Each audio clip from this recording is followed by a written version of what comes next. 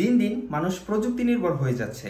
এখন অনলাইনেই ঘরে বসে বিদ্যুৎ বিল, পানির বিল, গ্যাসের বিল দিয়ে দেওয়া যায়, যা কিন্তু গত 10 বছর আগে কেউ চিন্তাও করেনি। একটা সময় ছিল যখন মানুষ মাইলের পর মাইল পায়ে হেঁটে বিদ্যুৎ বিল, গ্যাসের বিল, পানির বিল এগুলো দিতে যেত। কিন্তু একটা সময় আসবে যখন এগুলো দেওয়ার জন্য কেউ আর তাদের অফিসেই যাবে না, সবকিছুই অনলাইন ভিত্তিক হয়ে গেছে।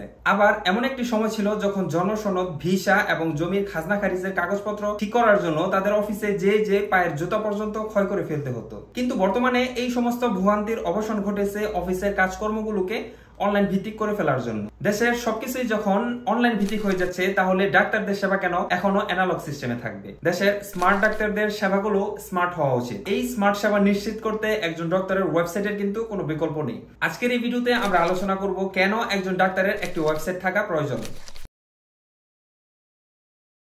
আপনি কি কি সার্ভিস দেন এবং কি কি পদ্ধতি অবলম্বন করে রোগীদের সেবা করেন। এই প্রক্রিয়াগুলো কিন্তু আপনি আপনার ওয়েবসাইটে সুন্দরভাবে ফুটিয়ে তুলতে পারেন। এতে করে রোগীরা আপনার সার্ভিস সম্পর্কে পূর্ণাঙ্গ ধারণা পাবে এবং তারা আপনার সম্পর্কে জেনে বুঝেই সিদ্ধান্ত নিতে পারবে।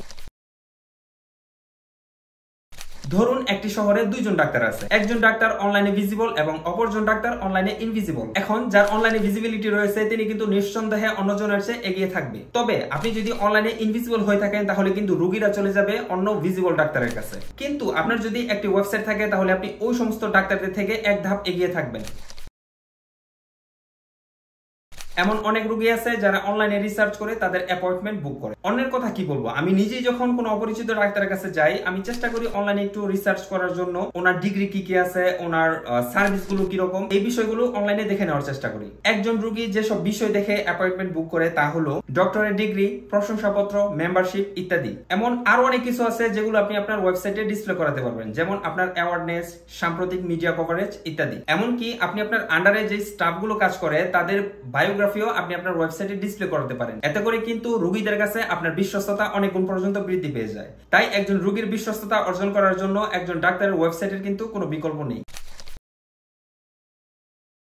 আপনি যদি আপনার সার্ভিসগুলোকে সবার কাছে পৌঁছে দিতে চান এবং এটার একটি বিস্তৃতি ঘটাতে চান, তাহলে রোগীদের সাথে ফার্স্ট ইমপ্রেশন সুন্দর করতে হবে। একজন ডাক্তারের কাছে রোগী খুঁজে পাওয়াটা কিন্তু খুব কঠিন একটা বিষয়। কিন্তু আপনার যদি অনলাইনে ভিজিবিলিটি থেকে থাকে তাহলে কিন্তু আপনি অন্য ডাক্তার যারা অনলাইনে ইনভিজিবল তাদের থেকে কিন্তু দ্রুত আপনি রোগী খুঁজে পাবেন। তাই আপনি যদি কোনো রোগী খুঁজে পান তাহলে তাদের সাথে ফার্স্ট ইমপ্রেশনটা সুন্দর হওয়া উচিত এবং তাদের মনোযোগ আকৃষ্ট করা উচিত। রোগীরা সবসময় একজন দায়িত্ববান, যত্নশীল ডাক্তার খোঁজেন যারা কিনা মনোযোগের সাথে তাদের কথাগুলো শুনবেন এবং সেই অনুযায়ী তাদেরকে প্রেসক্রাইব করবেন। তাই আপনার এক্সপেরিয়েন্স গুলো শেয়ার করার জন্য একটি ওয়েবসাইট হতে পারে খুবই সুন্দর একটি মাধ্যম।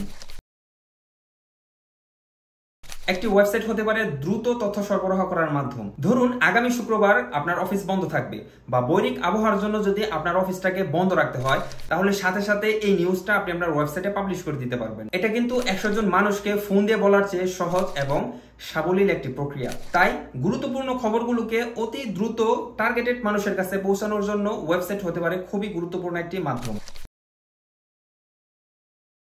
আপনার একটি ওয়েবসাইটের মাধ্যমে আপনার অফিসের স্টাফদের অনেক সময় বেঁচে যাবে। আপনার অফিসে এমন অনেক স্টাফ আছে যারা কিনা প্রতিদিন অনেক সময় নষ্ট করে ফেলে রোগীদেরকে আপনার চেম্বারের লোকেশন জানানোর জন্য। আপনার যদি একটি ওয়েবসাইট থাকে তাহলে সেই ওয়েবসাইটে আপনি আপনার চেম্বারের লোকেশনটাকে ট্র্যাক করে দিতে পারবেন, সাথে আপনার চেম্বারের গুগল ম্যাপটাকেও আপনি ওয়েবসাইটে মেনশন করে দিতে পারেন। পাশাপাশি আপনি কখন চেম্বারে বসেন, কখন চেম্বার থেকে বের হয়ে যান, এই বিষয়গুলো কিন্তু খুব সুন্দরভাবে আপনি আপনার ওয়েবসাইটে ফুটিয়ে তুলতে পারেন। এতে করে রোগীরা খুব সহজেই আপনার চেম্বার খুঁজে বের করতে পারবে। এর পাশাপাশি আপনি ওয়েবসাইটে একটি অনলাইন ফর্ম অ্যাড করে দিতে পারেন যাতে করে রোগীরা ঘরে বসেই অনলাইনের মাধ্যমে অ্যাপয়েন্টমেন্ট বুক করতে পারে। যখন তারা আপনার সাথে দেখা করতে আসবে তখন তারা অনলাইনের হার্ড কপিটা নিয়ে আসলেই হয়ে যাবে। এই কাজের জন্য আপনার আলাদা করে কোনো স্টাফ রাখতে হচ্ছে না। এর ফলে আপনার এক্সট্রা কোনো টাকা খরচ হচ্ছে না এবং ওই স্টাফদের দিয়ে আপনি অন্য গুরুত্বপূর্ণ কাজগুলোকে করিয়ে ফেলতে পারবেন। তাই অফিসের কাজগুলোকে কমিয়ে ফেলতে এবং আপনার স্টাফদের সময় বাঁচাতে আজই আপনার নিজের জন্য একটি ওয়েবসাইট বানিয়ে নিন। অন্য 5টি সাধারণ মানুষের মতো একটি ডক্টর ওয়েবসাইটও একই রকমের হবে, তবে অনেক ফ্যান্সি ডিজাইন এবং অতিরিক্ত প্লাগইনস থাকার ফলে কিন্তু ওয়েবসাইট স্লো হয়ে যাবে।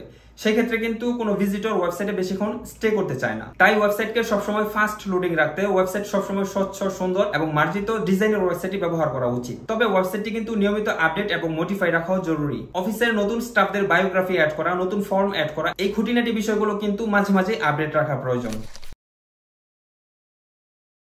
আপনি যদি একজন ডক্টর হন এবং আপনি যদি আপনার অফিসের সকল তথ্যগুলো সারা বাংলাদেশের কাছে ছড়িয়ে দিতে চান, এর পাশাপাশি আপনি যদি ইনভিজিবল ডাক্তারদের থেকে এক ধাপ এগিয়ে থাকতে চান, তাহলে আজই আপনার জন্য একটি ওয়েবসাইট বানিয়ে ফেলুন। সেই ক্ষেত্রে আমি আপনাকে হেল্প করতে পারি। আমি একজন প্রফেশনাল ওয়েব ডেভেলপার। আমি আপনাদের পেশার মানুষদের জন্য নিজের চাহিদা অনুযায়ী প্রিমিয়াম কোয়ালিটির ওয়েবসাইট বানিয়ে থাকি। তাহলে আর দেরি কেন, আজই যোগাযোগ করে ফেলুন আপনার একটি প্রিমিয়াম কোয়ালিটির ওয়েবসাইটের জন্য।